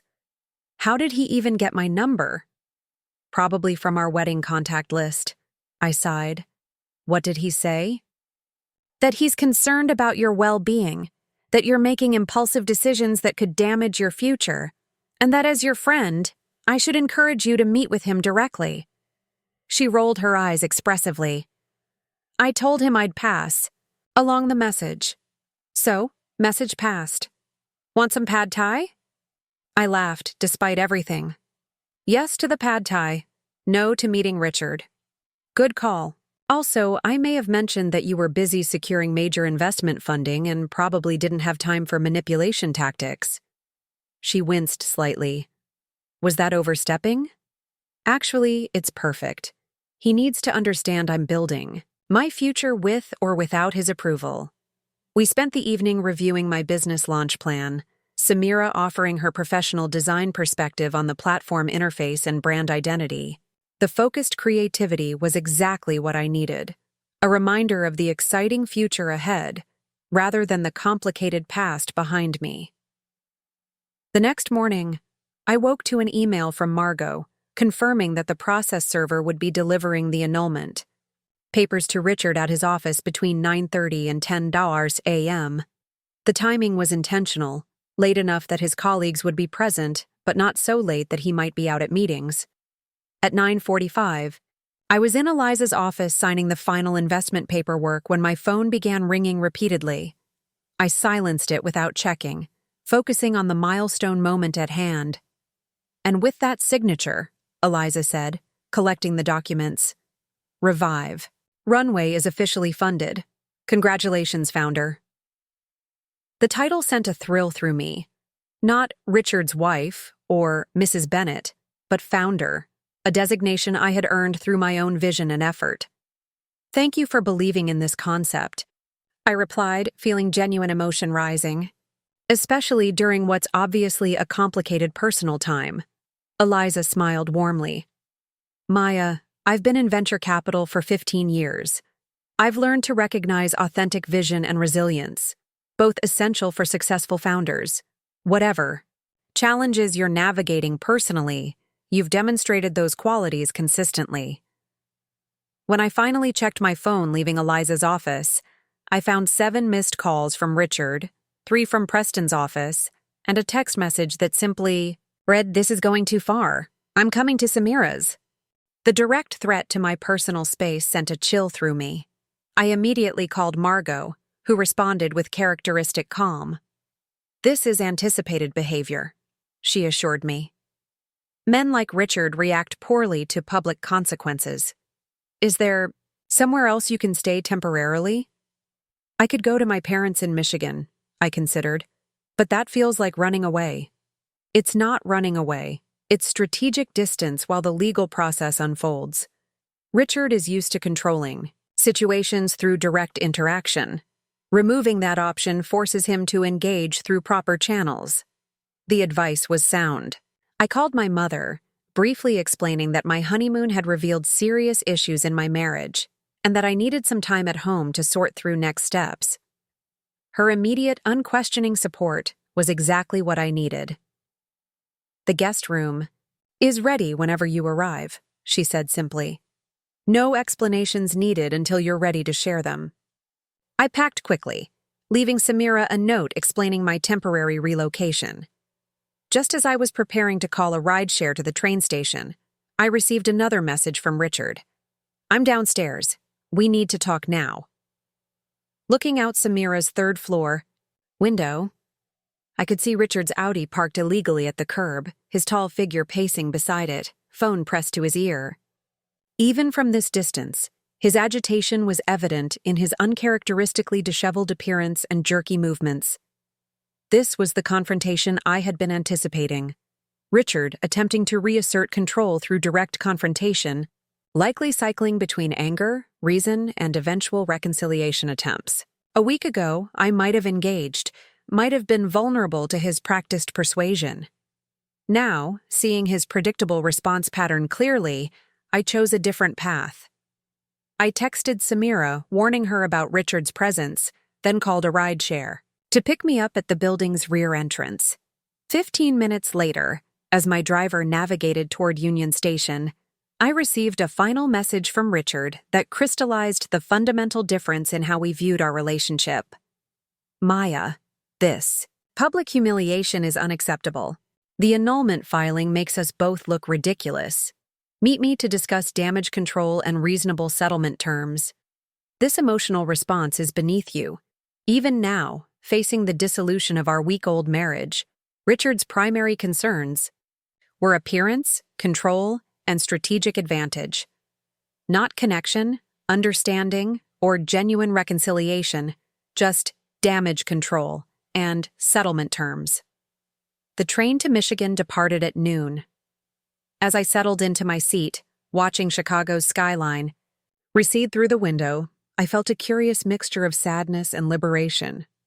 The marriage I had entered with such hope was ending before it had truly begun, yet its dissolution was freeing me to pursue an authentic vision, both professionally and personally. My phone buzzed with an email notification from Eliza. "Fund transfer complete. Welcome to the next chapter." The timing felt symbolic, a demarcation between past and future as clear as the city limits we were now crossing. Behind me lay Richard and his world of strategic relationships and managed appearances. Ahead lay independence, authentic connection, and the opportunity to build something meaningful entirely on my own terms. The confrontation Richard sought would eventually happen, but on my timeline and my terms, not in a moment of emotional vulnerability, but from a position of clarity and strength. 1 year to the day after receiving those divorce papers in the Maldives, I stood in the elegant ballroom of Chicago's Palmer House Hotel, preparing to accept the Entrepreneur of the Year award from the Sustainable Business Alliance. The journey from that devastating honeymoon moment to this professional triumph had been neither direct nor easy, but it had led me exactly where I needed to be. The past 12 months had transformed Revive Runway from concept to thriving reality. With Eliza Chen's investment, we had built a revolutionary platform connecting vintage fashion collectors with sustainable designers, developed proprietary technology to track the environmental impact of each transformation, and established partnerships with ethical manufacturers across the Midwest. Our team had grown from just me to 17 passionate professionals committed to changing how the fashion industry approached sustainability. 5 minutes, Ms. Harlow, the event coordinator informed me, clipboard in hand. We'll introduce the B award after the video presentation. I smoothed the fabric of my dress, a reimagined 1960s Balenciaga transformed with sustainable textiles and modern silhouette, a walking demonstration of our business model. The nervousness I felt wasn't about public speaking, but about what I had just learned from Samira, who was handling our event photography. "Richard is here," she had whispered minutes earlier, scanning the room discreetly. "Front table, near the stage. He's with the Coleman Investment Partners Group. They're sponsors." I hadn't seen or spoken to Richard since our annulment was finalized, 6 months earlier. Our lawyers had handled everything, from dividing wedding gifts to untangling the minimal financial connections we'd established during our brief marriage.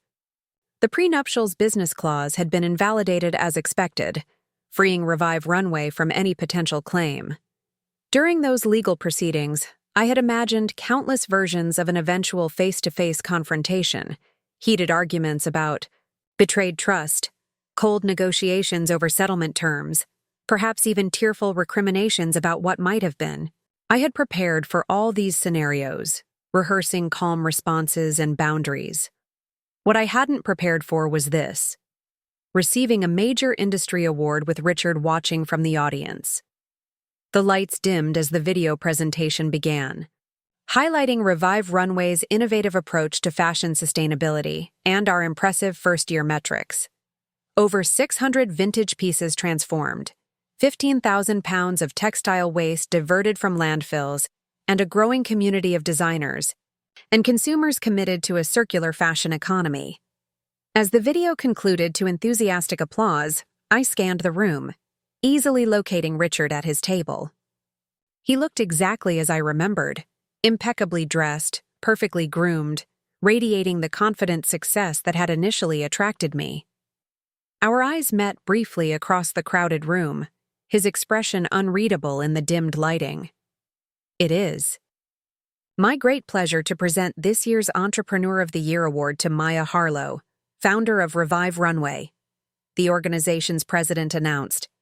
In just 12 months, Maya has transformed a visionary concept into a market-changing reality, proving that sustainability and profitability can coexist beautifully in the fashion industry.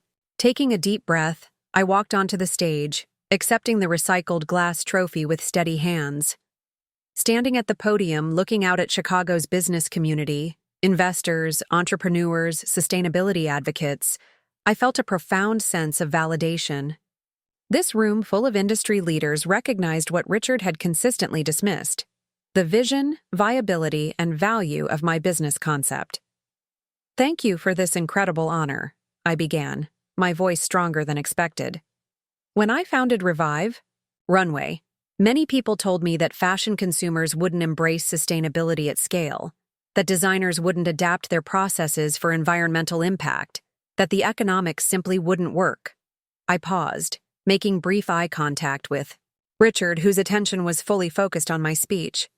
What these skeptics missed was that true innovation doesn't just improve existing systems, it reimagines them entirely. At Revive Runway, we're not just creating sustainable fashion, we're building a new model for how value is created and shared in the industry. The speech continued for several minutes as I outlined our vision, thanked our team and investors, and shared metrics demonstrating our impact. Throughout, I was acutely aware of Richard's presence, his gaze never leaving the stage. As the ceremony concluded and networking began, I found myself surrounded by well-wishers, potential partners, and curious competitors. Navigating the conversations took all my focus, pushing thoughts of Richard temporarily aside. It wasn't until I stepped away, for a momentary breather, that I heard his voice behind me. "Congratulations, Maya. It's well-deserved." I turned to find Richard standing there, champagne flute in hand, expression carefully composed in what I recognized as his professional networking face. Pleasant, engaged, but strategically neutral. "Thank you," I replied, surprised by how calm I felt. The anticipated emotional turbulence, anger, hurt, residual attraction, was notably absent. Instead, I felt only a clear-eyed assessment of the man before me. "Your platform metrics are impressive," he continued, "particularly the designer retention rate. Most marketplaces struggle with creator loyalty." The comment was so characteristic, immediately analyzing business fundamentals, evaluating performance metrics, that I almost smiled. Even now, Richard approached conversation as a strategic exchange rather than an emotional reconnection. We prioritize designing for the creator's experience, I explained professionally. Most marketplaces focus on consumers first, but our designers are the true innovation engine. He nodded appreciatively. Smart approach. Very different from traditional retail platforms. For a moment, we stood in surprisingly comfortable silence, two business professionals discussing strategy rather than ex-spouses navigating painful history. Coleman is sponsoring tonight? I asked, gesturing toward his table. Yes. We've launched an ESG investment division. Sustainable fashion is one of our target sectors. He hesitated, then added with uncharacteristic directness. Actually, I recommended the focus area after seeing your feature in Fast Company. Your market analysis was compelling. The admission caught me off guard, Richard acknowledging the validity of my business perspective, something he had consistently failed to do during our relationship. That's unexpected, I admitted. A fleeting expression crossed his features. Regret? Embarrassment? It disappeared too quickly to identify.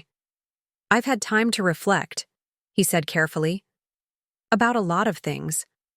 Before I could respond, Eliza appeared at my side, champagne in hand and celebration in her voice. There's my star investment. The Arnstein Group wants to discuss international expansion partnerships. Their sustainability director is by the West Bar. She paused, noticing Richard, and extended her hand professionally. Eliza Chen, Impact Ventures. Richard Bennett, Coleman Partners, he replied with practiced smoothness. Congratulations on your investment success. Revive Runway's performance is remarkable for this stage. Eliza's glance between us suggested she understood exactly who Richard was beyond his professional title. Maya's vision was clear from our first meeting. Some concepts simply need the right conditions to flourish. The subtle emphasis on right conditions wasn't lost on either of us. I should speak with Arnstein, I said, grateful for Eliza's intervention. Richard, it was informative seeing you. The deliberately neutral wording seemed to amuse him. Likewise, Maya. Perhaps we could discuss the ESG investment landscape sometime. Strictly professional, of course.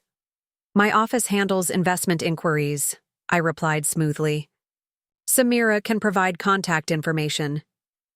As Eliza and I walked away, she whispered, So that's the infamous ex-husband, exactly as advertised.